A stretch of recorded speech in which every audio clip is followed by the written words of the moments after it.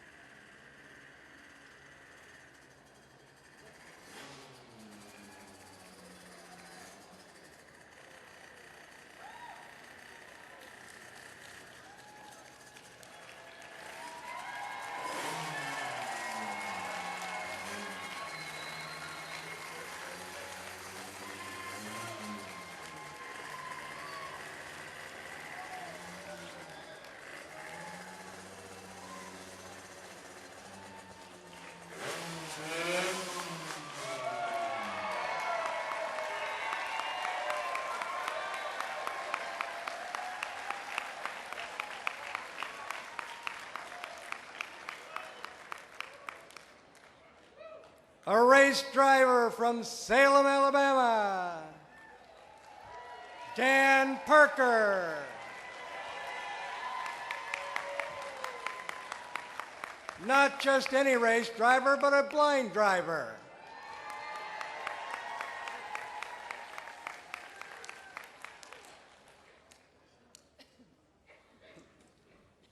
He's headed this way. If we just put a ramp up here, he'd be here by now. We took the long way to get here. There you go, Dan. Good morning, Dr. Step up and talk to us right there. Good morning, Federationists. I hope a little smell of racing gas is okay first thing in the morning. My name is Dan Parker. I'm from Salem, Alabama, and I'm honored to be here to share my life story.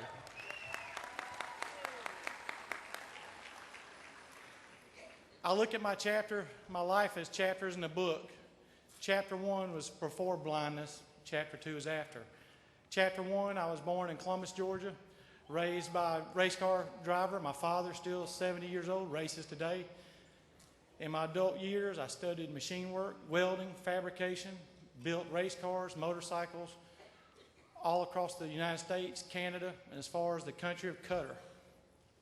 In 2005, I was the 80RL Pro Nitrous World Champion, reaching top speeds of 224 miles an hour in the quarter mile. March 31st, 2012, started Chapter 2. It was like any other day that I've been through 1,000 times before. My team and I went to Steele, Alabama to test a brand new racing engine. There was 864 cubic inches plus 4 stages of nitrous oxide. The third pass, the car made a horrible right turn. It cut the car completely in half. From the dash forward, there was nothing. No motor, no transmission, no steering wheel, nothing. I woke 2 weeks later from an induced coma at the University of Alabama for my family and girlfriend to realize I was totally blind. It took months of physical therapy, rehab, numerous surgeries to get any point in my life to where I could think about trying to get out of the house, much less race again. During one of the nights, sleeplessness, a dream came to me that I was not going to let blindness define me and stop my racing.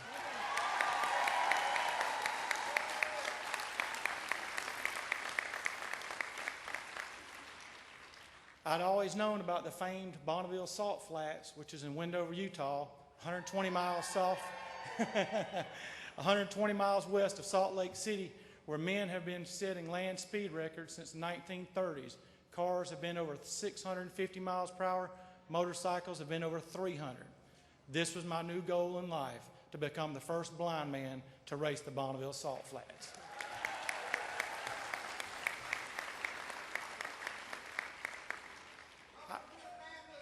I had a goal, but I didn't have a path to get there. I had to figure this out.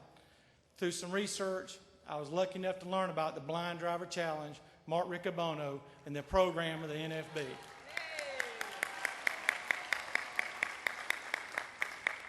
I was lucky enough to, when I first called the NFB, I thought they might think I was crazy, and I got Joanne Wilson on the phone, shared my story with her. Thank you, Joanne. She got me in touch with Mark Riccobono. I went to the NFB, met with Mark, Dr. Maurer, and we decided that this was an achievable goal. In 10 short months, we set out on an aggressive mission to build the first motorcycle to race the Bonneville Salt Flats by a blind man.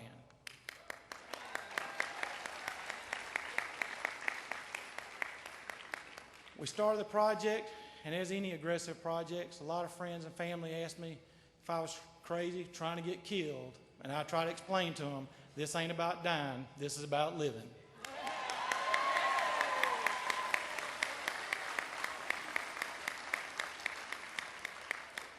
I had a lot of volunteers come to the house. I'm proud to say I fabricated and designed probably 50–60% of the motorcycle myself. I still run my milling machine, my lathe, all my bending equipment. I built the jigs on the frame machine, everything to build this motorcycle. For you that are totally blind that can't see, the motorcycle is a red 3-wheel bike, 2 wheels on the back, a real aerodynamic body with a 70cc engine with a 5-speed transmission. It realistically has a top speed of about 85 miles per hour. A few weeks before the Salt Flats in August, we've got the motorcycle together, and it was crunch time. So it was time to test. My engineer, Patrick Johnson, that built the guidance system, along with me, the team, met at an airport in North Alabama to test. The first day we had some problems, come back, we regrouped, redesigned the guidance system. 1 week to go, we tested successful at the airport. The very first pass I made successful down the airport, A to B, 100% independent.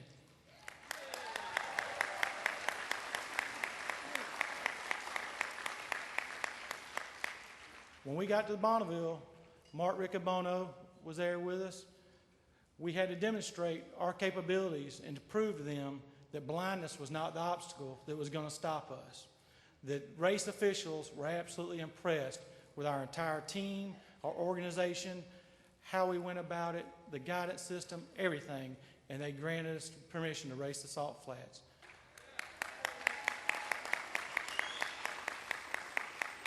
So on the morning of August 26, 2013, we embarked on the mission that was successful.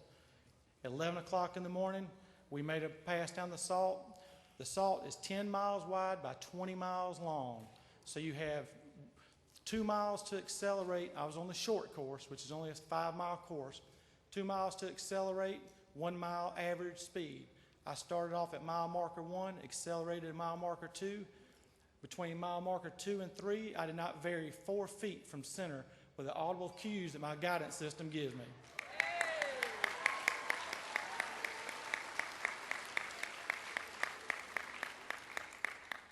I averaged 55.331 miles an hour, setting a record for the fastest blind man on the Salt Flats, along with the first blind man on the Salt Flats.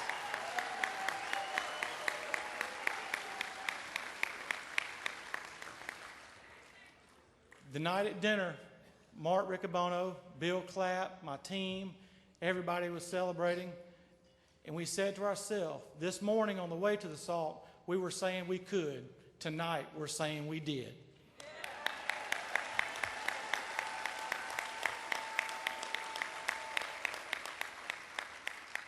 In the next few months, my life had slowed down a lot, and I had to reflect on what the next chapter of my life was going to be. I was reading a book by great racing legend Smokey Yunick.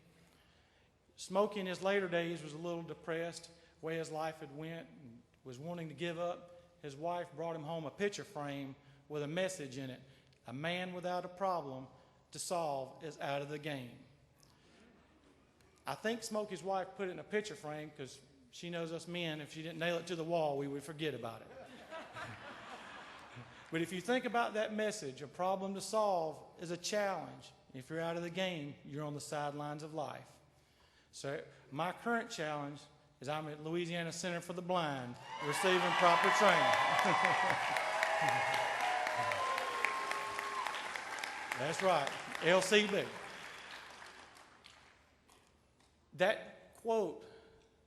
stands true to all of us.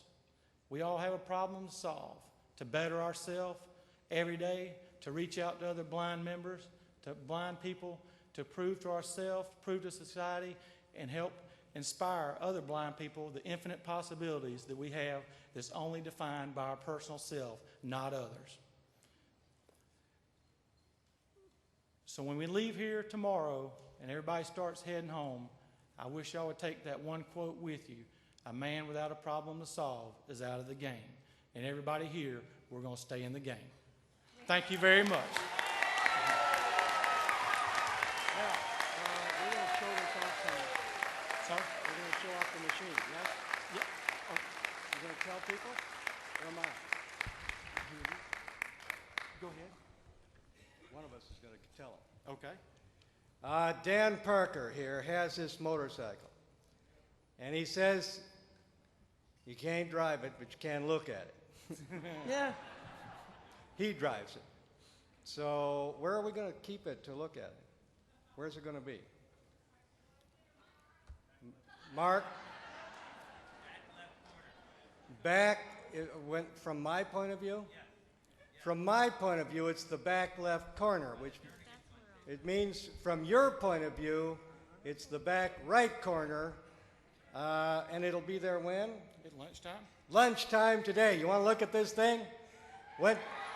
First blind man on the salt. You can see the machine, and I'll bet you the man who drove it will be there to show you and tell you about it. Dan Parker.